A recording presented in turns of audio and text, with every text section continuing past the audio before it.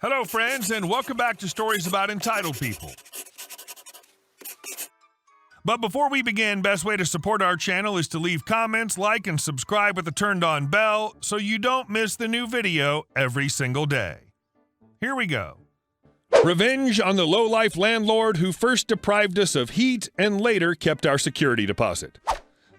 I was a kid back in the 80s, 2 years out of college, when I moved into an apartment by the shore in New Jersey. When the cold weather arrived, there was always a few days when the apartment was cold and we'd tell the super, then the heat would start arriving. One year, the heat started decreasing in February, and inside the apartment it was like in the 50s. We had to start wearing coats. We told the super about it and nothing happened this time. We wrote the landlord about it, still nothing. So we checked with an attorney and learned about warranty of habitability and withholding of rents. So yet another certified letter went to the landlord and we started withholding rents. He files a motion to evict and we answer with the Marini defense, depositing the withheld monies with the court. The judge finds in our favor for all the money we withheld, and we continue to live there because there just aren't that many options as we save for a home. Flash forward to living there for 6 years. On the last lease, because we are about to buy a home, we write in a clause that we can break the lease within 45 days' notice in writing, similar to his 45-day clause. They don't notice it because it's slightly obscured on the top left of page 2. So they sign off on it and return it to me. So in the middle of the lease, we give the 45-day written notice, make the rent payments, and leave. They don't return our deposit, so we sue for it, demanding double. They sue us for the remainderment of the 6 months' rent and refuse to return our security deposit.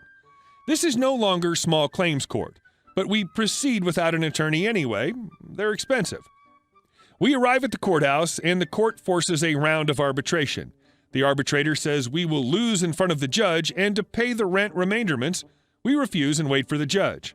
While waiting, the landlord's attorney drops by and asks why we didn't take the arbitrator's advice, and we tell him about the clause we wrote in, and he states he saw it too, and since it was crossed out, it's not part of the deal. We show him our copy of the lease where it's not crossed out, and his face goes white as a sheet. He makes a call to the landlord, who then offers to properly break the lease with no penalty and return our security deposit in full. We refuse and show him the certified letter stating that we would have accepted the deal up until yesterday, but that if you force us to come down to court, we want double damages of the improper withholding of the security deposit. He tries again to reach out to the landlord, but no luck this time. We go to see the judge. He looks at both leases and calls their attorney to the bench. The judge takes our lease and thrusts it towards their attorney and says, "This is the lease in force." Their attorney starts walking around the courtroom like a chicken with its head cut off, while I try to laugh as quietly as possible. The judge fines for us for double damages. We receive nothing for a week. I go back to the courthouse where the clerk says they should pay that judgment immediately and tells us about chattel execution and gives us that form. A couple of weeks pass and a check appears from the landlord. Another month passes and we get a call from the court. They have our money. I told them the landlord had sent a check a while back, so it's all good. She tells us that we should have informed the court that we got the money to stop the chattel execution from occurring. The court sent the sheriff to their offices and confiscated office equipment and sold it at auction to satisfy the judgment. They said, "Don't worry, they'll just return the money to the landlord." That's the revenge. Getting the money and having them experience the abrupt seizing of their assets at their place of business, having it sold at auction, and then having the money returned to them. Major pro-justice. And our second story. Customer is not always right in my field. So I'm an ASE certified mechanic. I've been wrenching for 22 years. This story happened way back when I was still an oil change tech and learning my way. This customer comes in one day and wants us to look at his brakes and put some pads on the car that he brought. The shop manager had me bring the car in to look at. I pull the car into the shop. It's grinding real bad when I hit the brakes. I know it's more than a pad job. So the car goes up, the tires come off, and sure enough, he let his brakes go for so long there's no more brake surface on the rotors. He'd wore them down to the cooling fins in the middle of the rotor. I, of course, tell my manager. Well, he told the customer, a crotchety old man, the situation and explains he needs new rotors. We even took him out and showed him there's really no rotor left at all. Naturally, the guy gets super PO'd, says we're trying to get more money out of him. We better just do what he wants or he's going somewhere else, blah, blah, blah. My manager takes it all in as cool as a cucumber. When dude was finished, my manager did the nicest thing I had ever seen. He calmly explained that the vehicle needed to be repaired correctly or he would red flag the car as it was unsafe to drive. Old boy looked like he was going to explode. Threatened to call the cops if we didn't return his vehicle. We were just crooks in the whole 9 yards. My boss said, "It's cool, I'll call them for you." He called in the State Highway Patrol, showed them the car in front of the customer. They looked at him and said, "This car is unsafe for the road. He either fixes it correctly or has to tow it out of our shop if he wants to go somewhere else because they're not going to let it on the road." The sad thing is he ended up paying to have it towed out a few days later, which I'm sure cost more than the $40 for new rotors. I don't know if he got it fixed right or not. Most wrenches out there just want your car to be safe. We run on the same roads. I didn't know at the time, but I do now. We do have the authority to lock your car down if it's completely unsafe for the road until it's fixed correctly or towed somewhere else to get fixed correctly. I love what I do because I make the roads safer. I also work in a field where, no, the customer is not always right. The old man learned that the hard way. A few others in my career have as well. And our next story. Audible bang. I worked for a safety agency for over a decade. It was a small organization, nothing fancy, and we rarely saw danger save for the occasional old couple that would park in our empty lot and have sex. If you've ever seen a wrinkly pair of bodies intertwined on a high-resolution camera, you'd understand the danger I had to face. And I digress.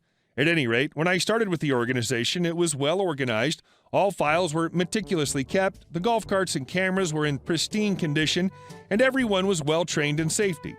It was an excellent 5 years until the Mercy Healthcare Act hit, and all of us temp employees, yes, I was a temp for a decade, were told that we were only allowed to work 24 hours a week so that the company could avoid paying for health insurance. I stayed as I had finally decided to finish school. It was still a decent job and decent pay and was perfect for allowing me time to get my homework done. 2 years later, I get my associate's degree and started my bachelor's. And that's when the new boss was hired for my shift. We'll call him Billy Bob. Billy Bob was a narcissistic, misogynistic egomaniac. Generally, he hid in his office the entire shift, so I rarely had to interact with him. Until one day, I was going through the paperwork, and I found out that our new hires had never undergone any training that was required by both company policy and an accreditation system that we partnered with. I had an "oh no" moment and began making phone calls to set up the training, apologizing for the oversight. That was not mine, as Billy Bob should have done it, and organized the training with the employees. When Billy Bob came back from his lunch break, my heart rate was returning to normal. I informed him, without blaming him mind you, that our new employees needed to go through the training. I took him through what I'd done, he nodded at me, patted my head, and walked away. I thought that was it. Nope. 2 days later, I'm sitting in HR being handed an improvement plan for insubordination. What? Apparently I had undermined poor Billy Bob and made him look stupid. He looked me dead in the eye and said that my only job was to sit at the front desk and enter the data from the security agents on patrol. Oh, and take phone calls and answer questions. I was livid. I took a deep breath, smiled sweetly at HR lady who knew me well and said I would not make that mistake again. I immediately put in my 2 weeks' notice. Billy Bob smiled. If he only knew. The next 2 weeks were the easiest weeks of my life. I did exactly what Billy Bob told me to do. No other paperwork was filed. All the lost and found that was turned in was sitting in a pile behind me. None of the cameras were calibrated. The emergency test was never conducted. The fire alarms were not tested. The broken down golf cart was never fixed. None of the fix-it tickets for maintenance were submitted. And all the while, Billy Bob was on vacation. Perfect. The day he was back to work was my last day. I decided to leave with an audible bang. You see, I was the last employee there who'd been given the training on all the systems. Every time I attempted to teach a newcomer, we had a huge turnover because of Billy Bob, I'd be told that Billy Bob would teach them later. He never did, because he never let me teach him. I had all the codes for the command center. I knew what key went to what locker. Basically, the moment I left, he would be screwed. So I made it worse. I set the fire alarm test to go off the minute I was to clock out for the day. I was bouncing with anticipation as my fingers hovered over the clock out button. As soon as the alarm started going off, I hit the button, grabbed my stuff, and headed for the door. Billy Bob comes tearing from his office, shouting at me to turn it off. I shouted back, "Sorry, I'm officially no longer your employee. Have fun," and I tossed all the keys on the counter. The look on his face was priceless as I danced out the door. I could still hear the alarms in my car a half-mile away. Glorious. This was back in the early 90s. The HOA was created years after the neighborhood had been established.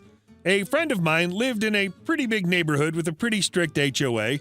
He was the first house at the bottom of the hill that you saw when you drive in. He asked and was allowed to add a garage onto his house and did so, siding it with cedar planks. It looked great.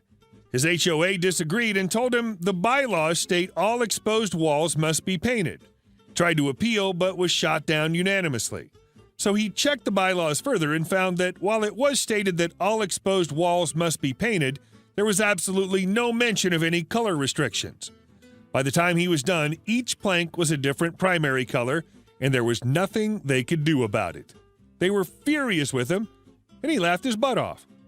Hey guys, thank you all for watching the video to the end, and I'll see you in the next one.